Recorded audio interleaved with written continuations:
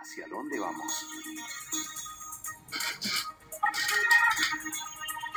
Bueno, y analizábamos esta nueva mesa política, pero la realidad es que tenemos que hablar de lo que pasó una vez pasado el tsunami económico. No sabemos en realidad, esto es una percepción, todavía no sabemos qué es lo que se viene o qué es lo que está por venir, pero lo cierto es que hay como algo conceptual que vamos a preguntar a Nico Liptinov, si es que efectivamente el mercado hizo finalmente este ajuste que el gobierno durante estos 2 años y medio no pudo hacer por el enorme costo político que tenía, porque definitivamente lo tenía en la cabeza y sabía que era parte de este plan económico necesario en una Argentina absolutamente endeudada, sin recursos y con mucho gasto público que es inabordable. ¿Cómo va, Nico? Muy bien, y te contesto la pregunta con otra pregunta para que pensemos juntos. ¿Qué es el mercado? Porque estamos hablando de si el mercado ajusta, el mercado no ajusta. Veo que es una discusión que se da en todos lados, el mercado ya ajustó, pero ¿qué es el mercado? ¿Qué es para vos el mercado? En realidad no te sabría contestar, pero el mercado es aquellas personas que invierten en la Argentina y que hacen que la valoración de las acciones de empresas argentinas tengan un valor u otro. Acciones y bonos, por ejemplo. Claro, sí, bueno, está muy cerca porque... ¿Me estás tomando examen? Te digo, no, te voy a reventar. Es para que pensemos juntos, porque el mercado es un poco eso, ¿no? El mercado sería, en primer lugar, se puede pensar que son los bancos de afuera, los bancos de inversión de afuera, o gente que maneje esos bancos y que, como está en el día a día de las finanzas y conoce y hace proyecciones y tiene reuniones con gente que también está en el tema, hasta incluso por ahí con funcionarios, conoce de expectativas y sabe la situación real de lo que está pasando. Claro, las necesidades. Las necesidades y la situación patrimonial de la Argentina en un punto, o sea, cómo está la economía argentina, pero la verdad, porque es el mercado y funciona con las expectativas, ¿no? Entonces, esta idea muy generalizada de que el mercado ajustó lo que el gobierno no se atrevía, tiene cierta lógica, digamos, pero yo te planteo una mirada un poco distinta, ¿no? A ver. Que es, vuelvo al tema de las LEVACs que hablamos varias veces, ¿no? La tasa de las LEVACs, que ahora la gente ya se empieza a familiarizar cada vez más por esto que pasó el martes y todo eso, estaba en un 27% hasta hace poco, y el gobierno impuso un impuesto del 5% a la renta financiera, con lo cual a los tenedores de esas LEVACs, a los inversores, al mercado que invierte en esas LEVACs, extranjeros y locales, les quedaba un 22% de rentabilidad real, 27 menos 5, ¿no? Claro. Bueno, de alguna manera el mercado se dio cuenta que esa rentabilidad no tenía correlato con la inflación real que iba a tener el país y que estaba teniendo en ese momento. Entonces, y con el alza del dólar, esto vos ya lo venías anunciando. Claro. De hecho, en los últimos meses no había una relación equiparable, ¿no? Exactamente. Entonces, lo que sucede es que el gobierno quiere imponer, por un tema de expectativas, que la inflación va a ser menor este año y va a ser menor el año que viene. Ahora ya no se dice más eso. Es más, hace unos días se reconoció que la inflación iba a ser mayor y el crecimiento menor. Entonces, el mercado que volvemos a repetir, estos bancos de inversión extranjeros, esta gente que está en el día a día, que son especuladores financieros, se da cuenta de esta opción y dice, no podemos tener una rentabilidad del 22% cuando sabemos que la inflación real va a ser más grande, ¿no? ¿Y de cuánto va a ser la inflación? Eso se puede, si vos querés, yo te digo cuánto piensa el mercado que va a ser la inflación en la Argentina este año. ¿Cuánto? Y según la inflación implícita que sale a ser el dólar futuro versus el dólar presente, el dólar futuro está a 29 a diciembre.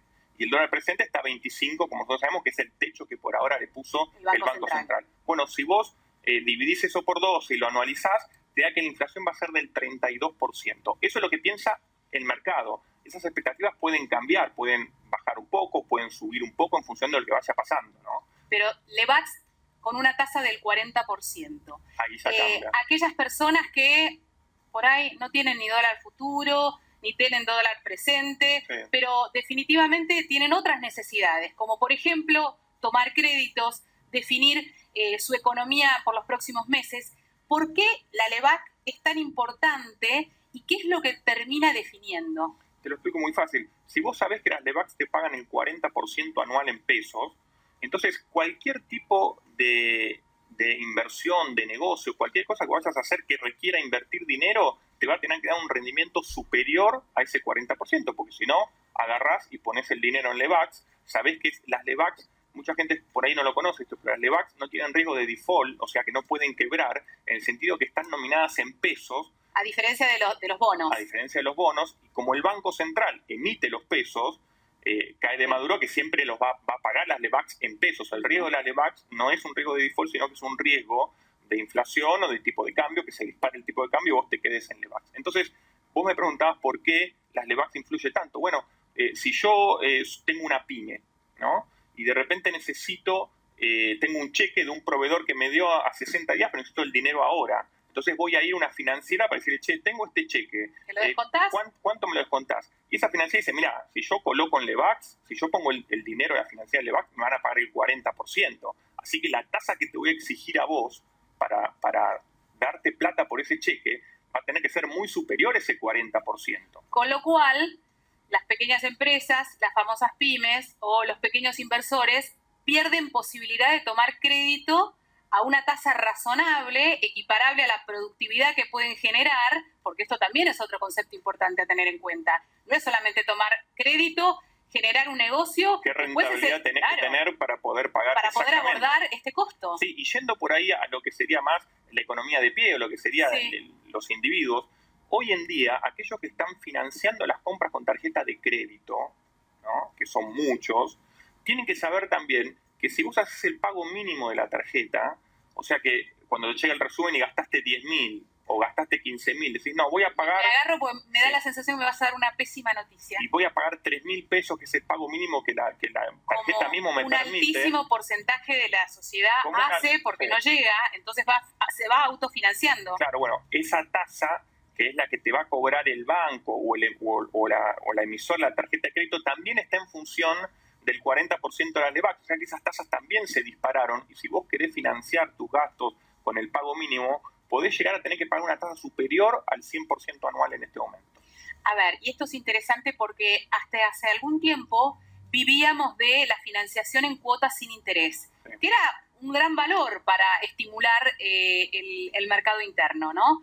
Porque efectivamente tenías la posibilidad de adquirir bienes financiado en 12 cuotas sin que eso significara un aumento en el valor real, ¿no?, del producto. Esto dejó de existir. Sí, es así. Porque tampoco antes existía del todo, ¿no? Siempre hubo, o sea, cuando vos pagás algo, salvo que es un pago a tasa subsidiada, que es cuando el gobierno ofrece un programa de ahora 12, ese tipo de programa, ahí sí, porque el gobierno está asumiendo una parte del costo, pero si no, muchas veces lo que se hacía era tener diferentes precios para el producto en efectivo y en tarjeta. Entonces con tarjeta salía 20% más caro que en efectivo y te decía sin interés. Exactamente, eso es lo que sucede. Ahora, entonces, pago mínimo no. Pago mínimo en la tarjeta en este momento, todo lo que signifique en este momento tomar un crédito, hay que olvidarse y tratar de agotar todas las instancias posibles para no tener que ir a pedir un crédito, ¿no? Y en 30 segundos, otro de los temas que generó también mucho temor y pánico entre aquellos tomadores de crédito inmobiliario que se compraron su primera vivienda,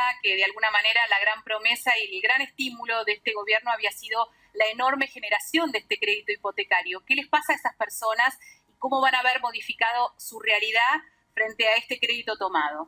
Bueno, es difícil saberlo con los datos que tenemos ahora, pero por lo pronto, digamos, si es un crédito que está actualizado por UVA, o sea, por inflación, bueno, ahí el tema es tener en cuenta esto que estuvimos hablando, que la inflación que el mercado espera ahora es del 32%, quizás va a ser menos, vamos a ver en función de cómo sigan las cosas, pero que la cuota se va a ver encarecida sensiblemente, ¿no? Y eso también tiene que ver con el ajuste, el tan mentado ajuste, que sería otro término, así como el mercado, que la gente habla del ajuste, pero por ahí habría que profundizar más. Pero bueno, el ajuste en este sentido es que la gente consuma menos para frenar el consumo interno, y para que la gente consuma menos tiene que tener menos poder adquisitivo, si no va a consumir más. Bueno, esto que estamos viendo, si a mí la cuota del crédito me aumenta, me está sacando del bolsillo dinero que tenía para ir al supermercado o para otras cosas, voy a consumir menos. Bueno, eso es el ajuste, ¿no? Gracias, Nico. Por favor. Bueno, tenemos que hacer la última pausa.